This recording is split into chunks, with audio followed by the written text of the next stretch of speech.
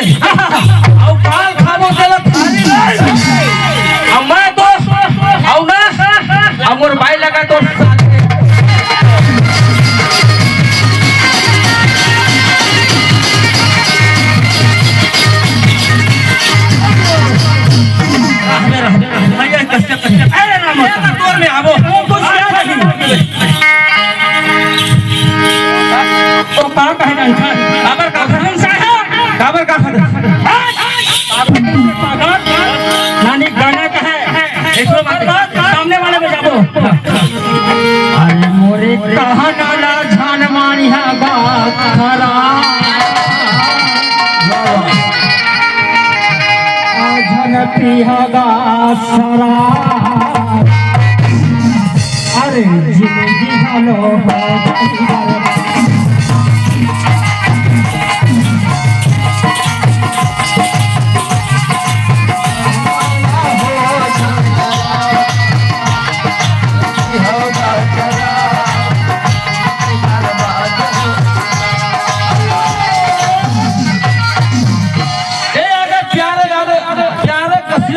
जरूर रहने वाला हमरा दोनों जो कर 20 रुपए दे है बोल सकते भगवान की जय ओकर फरमाइश से एडवांस है ए भैया ए ऊपर से के बात है हराना तो तीन जाना छिका सब फटाफट हां हां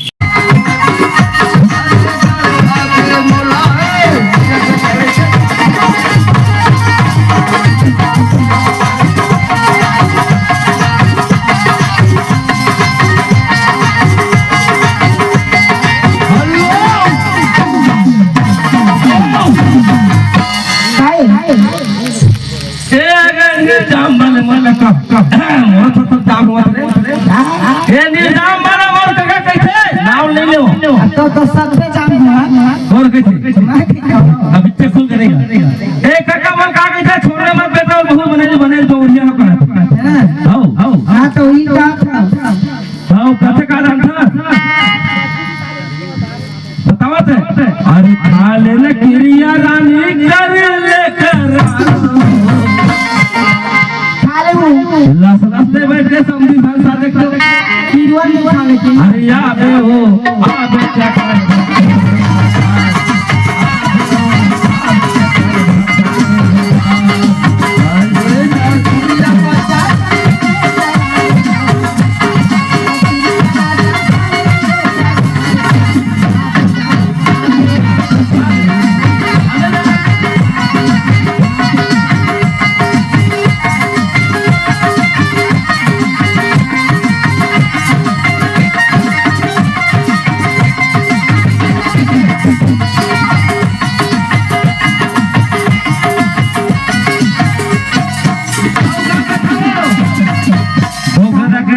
गोरी तकर मथा गाओ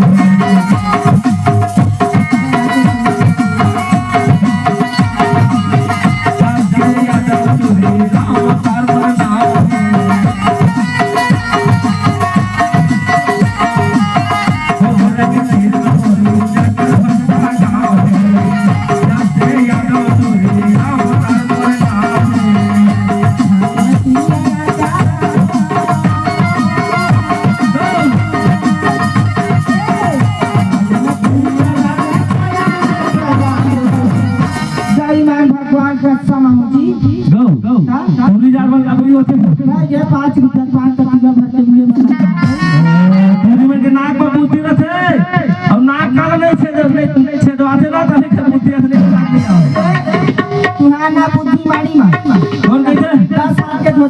तब वो वोट के बाद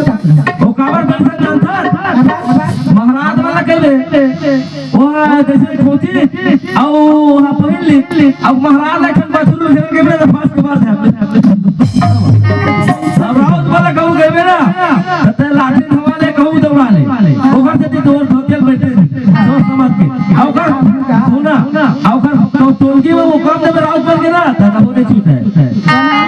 वही टोलगी धोतिया हमारे छोड़ देता आवे ना बड़े बड़े टोलगी का आवे ओ